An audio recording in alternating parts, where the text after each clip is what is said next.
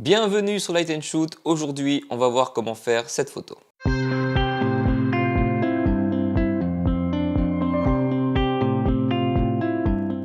Dans cette vidéo, on va parler du développement de tes photos. Je voulais aborder ce sujet pour te montrer la différence entre une photo sortie du boîtier et une photo finale. Souvent, en débutant, tu vois des photos colorées de ouf sur Insta, t'organises un shooting, tu le fais, tu rentres chez toi et tu trouves ça super plat. À ce moment-là, l'idée c'est pas de penser que t'es mauvais ou que ton matos est naze, mais de comprendre ce que tu peux faire avec une bonne photo et un logiciel. Avant tout, tu shootes en RAW. Ça, pour faire de la retouche colorimétrique, c'est indispensable. Pour la séance du jour, on est parti en forêt avec Tatiana, j'avais seulement sur moi mon boîtier et un 35 mm. J'ai donc fait toute la séance en lumière naturelle. On va prendre cette photo comme exemple. Là, elle est telle que je la vois quand je l'importe dans Lightroom. Et c'est plat. Avant tout, il faut savoir qu'à l'import, Lightroom te colle son profil Adobe Couleur. Si pendant la séance une photo te plaît sur ton écran, que tu l'importes dans Lightroom, qu'elle est comme tu aimes et que tout à coup elle devient plate, écoute la suite. Tu peux donc redonner à ta photo le même profil que ce qui était sur l'écran de ton boîtier, avec cette simple manip. Les profils caméra matching sont donc ceux de ton appareil photo. Standard est donc le réglage par défaut de ton appareil si tu ne l'as pas changé.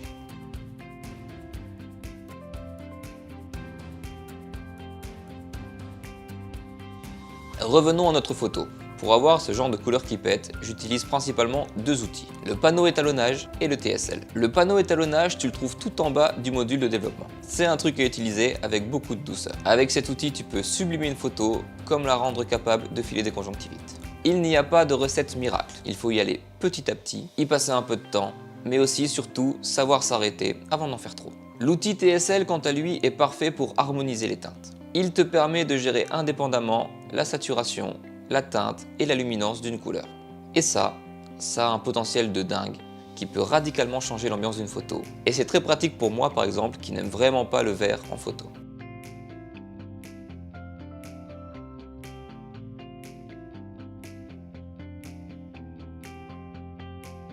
Encore une fois, il faut y aller très doucement. Ces deux outils peuvent facilement altérer ton image, surtout dans les dégradés de couleurs. J'ai volontairement retouché un peu fort ces photos pour te montrer le fossé qu'il peut y avoir entre une photo sortie du boîtier et une photo finale. Je ne retouche pas systématiquement autant toutes mes photos. Parfois, je n'y touche quasiment pas. Et parfois, j'y vais un peu plus fort. Par contre, la chose importante à retenir, c'est qu'une bonne photo, retouchée ou pas, part toujours d'un bon cliché.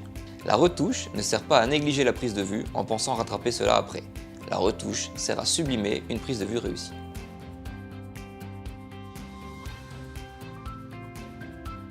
C'est la fin de cette vidéo, j'espère qu'elle t'a plu et je te dis à très bientôt sur Light & Shoot.